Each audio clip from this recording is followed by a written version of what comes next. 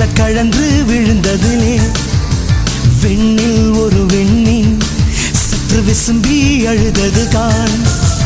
உள்ளங்கை கடந்து எங்கோ